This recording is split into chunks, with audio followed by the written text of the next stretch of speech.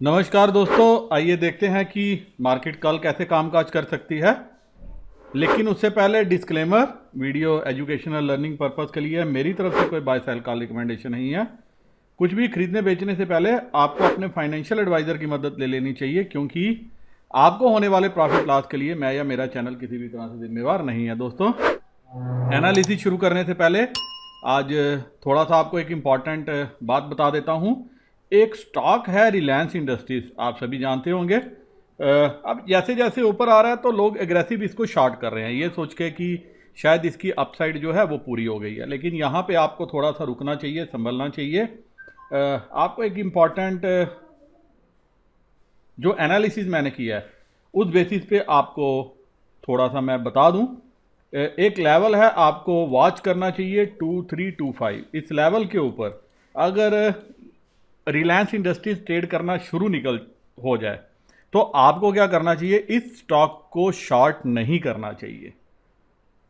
उस केस में ये स्टॉप लॉस लेके आप रिलायंस इंडस्ट्रीज को बाय कर सकते हैं और इसके टारगेट होंगे 2600 से लेके 2650 तक के। यहाँ से तकरीबन 300-325 रुपए की अपसाइड ये काफ़ी जल्दी देगा। तो आपको क्या करना चाहिए, इस लेवल पे वॉच रखना चाहिए और ये स्टॉप लॉस कंसीडर करके यहाँ तक जो है इसकी अपसाइड के लिए प्ले करना चाहिए। आज भी जो न्यूज़ आई थी उसके बाद स्टॉक ऊपर आया, थोड़ी सी बाद में करेक्शन ली, लेकिन ओवरऑल जो पैटर्न है, जो ट्रेंड है रिलायंस इंडस्ट्रीज में अभी बुलिश है। अब रिटेलर कल के लिए बीरिश पोजीशन लेके गया है, आप देख सकते हैं। पुट बेची है, सारी पुट कवर की है।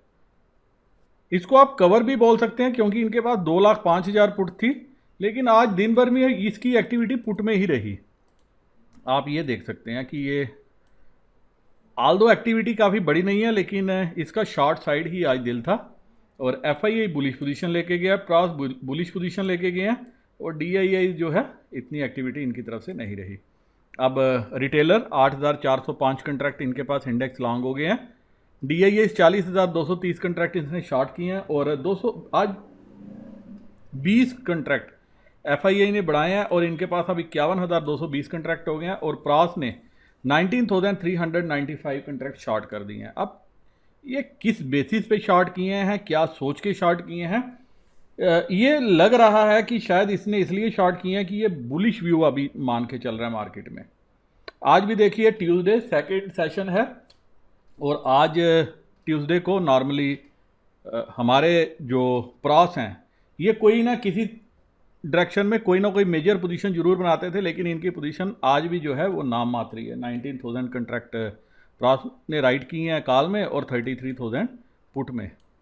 तो प्रॉस ने कोई बड़ी चौड़ी पोजीशन नहीं बनाई। अब लग रहा है कि जो मुकाबला है ये सिर्फ दो तरफा है, एफआईआई वर्सेस रिटेलर। और एफआईआई के पास 1,10,000 कंट्रैक्ट हैं कॉल साइड में, डीआईएस के पास 267 और 91,525 इसने कॉल और शॉर्ट कर दिया आज रिटेलर ने। और पुट साइड में आज क्लाइंट्स ने अपना थोड़ा सा नंबर कम किया, 1,74,970 कंट्रैक्ट हैं। एफआईआई ने भी थोड़ी सी पुट आज कम किया, 1,43,859 कंट्रैक्ट हैं। और प्रॉस ने 33,572 33,572 कंट्रैक्ट इन्होंने क्या किया, प्रॉस ने राइट किए हैं। और आप देखिए स्टॉक फ्यूचर में 2 ही दिनों में रिटेलर 51,000 कंट्रैक्ट जो है वो नीचे ले आया आपने, 8,50,472 कंट्रैक्ट हैं। और एफआईआई ने थोड़ा सा नंबर बढ़ाया, 27,645 27,645 कंट्रैक्ट इनके पास हैं। प्रॉस 1,54,304 कंट्रैक्ट यहाँ पे हैं।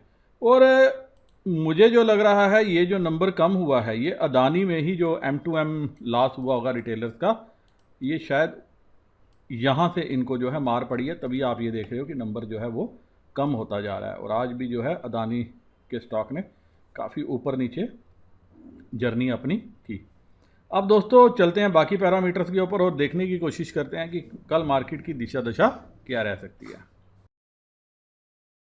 वहीं दोस्तों अभी आप देखिए कि यूएस मार्केट नेगेटिव कामकाज कर रही है और यूरोपियन मार्केट भी जो है फिटसी नेगेटिव है, डैक और कैग भी जो है ऊपर से नीचे आया है। और हमारी एसजीएक्स निफ्टी भी क्लोजिंग से काफ़ी नीचे है, लेकिन इतना नीचे कल ओपन होगी थोड़ा डाउट है, क्योंकि बिग प्लेयर्स की पोजीशन जो है वो पॉजिटिव है और अगर इतनी नीचे मिल गई 780 800 के लेवल के आसपास, तो एक बार के लिए बाय बनती है। और बैंक निफ्टी भी एक बार के लिए बाय बनती है। अब कैश में क्या हुआ है, आज हैंड्स एक्सचेंज हुए हैं। जो कल DII ने किया था, FII ने किया है। 633 करोड़ की बाइंग की है, सामने से तकरीबन 650 करोड़ की सेलिंग जो है DII ने की है। नंबर को इतना बड़ा नहीं है। अब आगे ऑप्शन चेन पे चलते हैं। निफ्टी की क्लोजिंग हुई है 15,869, 15,870 के लगभग। तो मैं सीधा चलता हूँ 15,800 के लेवल पे ही। 15,800 पे पुट में ये 18,000 कंट्रैक्ट ऐड हुए हैं। 15,800 पे, 15,900 पे, हर जगह आपको एडिशन है। और पुट आज हमारे प्रॉस ने और बिग प्लेयर्स ने बेची है। इवन 15,500 पे भी ऐड हुए हैं। तो 15,800 आपको कल के लिए सपोर्ट फिलहाल मान के चलना चाहिए। किसी कारणवश अगर गैप डाउन मिलता है तो एक बार हम बाय करके चलेंगे। और कॉल पे आपने देखा अनवाइंडिंग हुई है, और कॉल साइड में 11,029 कंट्रैक्ट 15,900 पे ऐड हुए हैं।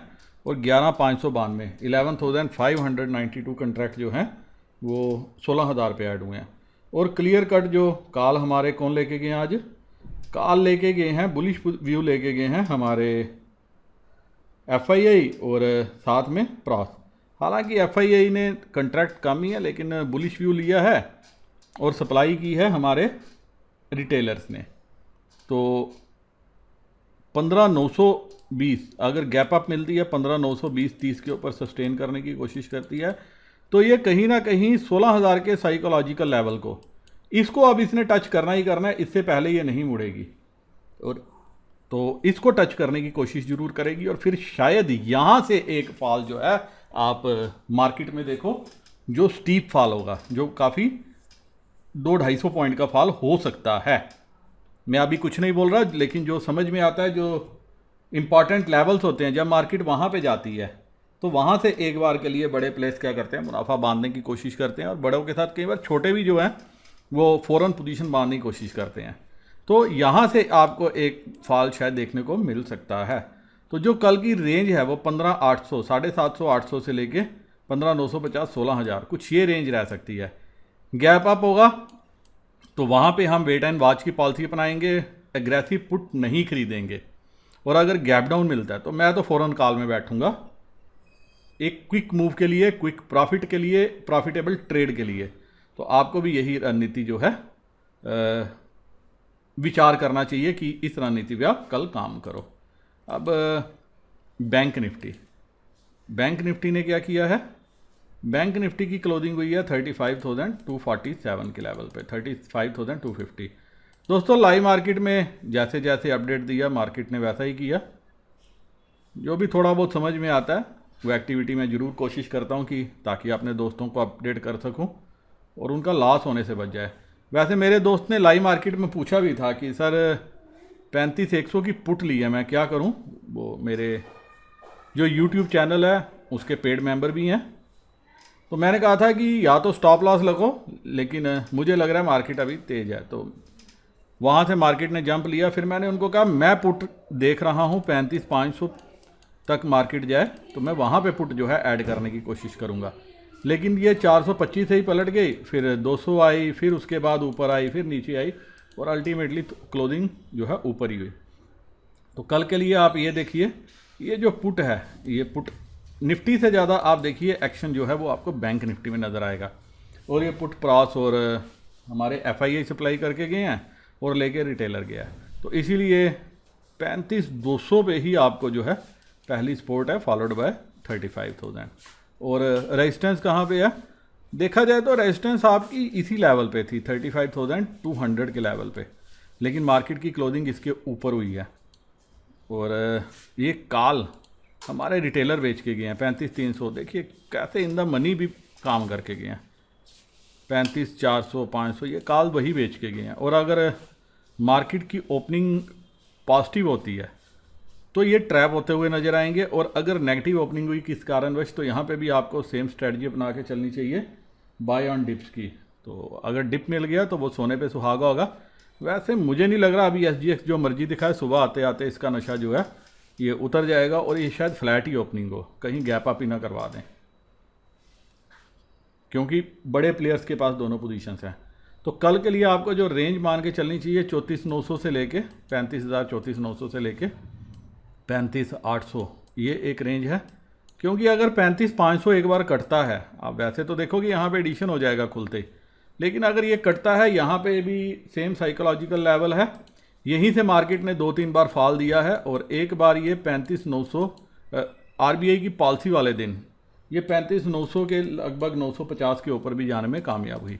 तो यहाँ पे लग रहा है कि अगर एक बार ये लेवल कटता है तो उसके बाद जो है बैंक निफ्टी जो है ऊपर की तरफ उछाल मारेगी। उसका रीज़न है ये जो कॉल राइटिंग है, ये कॉल राइटिंग कहीं ना कहीं फिर अपना काम करती हुई आपको नज़र आएगी। तो आपको क्या करना चाहिए, लेवल पे नज़र रखनी चाहिए। अगर 35,550 इस लेवल के ऊपर या प्रिसाइसली 35,600 इस लेवल के ऊपर अगर बैंक निफ्टी सस्टेन करती है तो आपको एक बार के लिए 35,500 की कॉल ट्राई करनी चाहिए, आपको मुनाफा देखने को मिल सकता है। जो ब्रॉडर रेंज है वो कल के लिए 34,900 से लेके 35,700, 35,800, 35,900 कुछ ये रेंज रह सकती है। क्योंकि अगर 35,500 कटा तो फिर 200-300 पॉइंट का क्विक मूव भी मार्केट में आएगा, बैंक निफ्टी दिखा सकती है। और बैंक निफ्टी आने वाले दिनों में ऐसा लग रहा है कि आउट परफॉर्म करेगी निफ्टी को, तो इस पे आपको नज़र रखनी चाहिए। लेकिन साथ में एक चीज़ पे और नज़र रखनी चाहिए कि यूएस मार्केट आज कोई ज़्यादा बड़ी नेगेटिव क्लोजिंग ना दे दे। और सेकंड थिंग जिस पे आपको नज़र रखनी चाहिए वो ये है कि सुबह हमारे डो फ्यूचर ये कहीं नेगेटिव ना हो। अगर ये नेगेटिव हुए तो बड़े प्लेयर्स बिल्कुल टाइम नहीं लगाते अपने पोजीशन को रिवर्स करने में। ऐसा ना हो कि हम कॉल लेके बैठ जाएं और ये फ़ौरन बेच के जो है अपनी पोजीशन रिवर्स कर लें। क्योंकि एफआईआई का एक रूल होता है कि जिस ट्रेड में इसको लगता है कि किसी कारणवश लॉस हो रहा है, ये फ़ौरन अपना ट्रेड जो है रिवर्स कर देता है। तो आपको एफआईआई की तरह स्मार्ट वर्क ही करना है। इसी के साथ दोस्तों उम्मीद करता हूं कि इस एनालिसिस के बेसिस पे कल आपको कुछ मुनाफा देखने को मिले। मेरे वह दोस्त जो एंजल ब्रोकिंग 5 पैसा साउथ एशियन स्टॉक्स, अगर आप नेस्ट यूज़ करते हो तो वो नेस्ट सर्विस भी प्रोवाइड करते हैं, तो आप अपना अकाउंट ओपन कर सकते हो और साथ में अपनी डिटेल मेरे साथ शेयर कर सकते हो। इसी के साथ नमस्कार, जय हिंद, जय हिंद।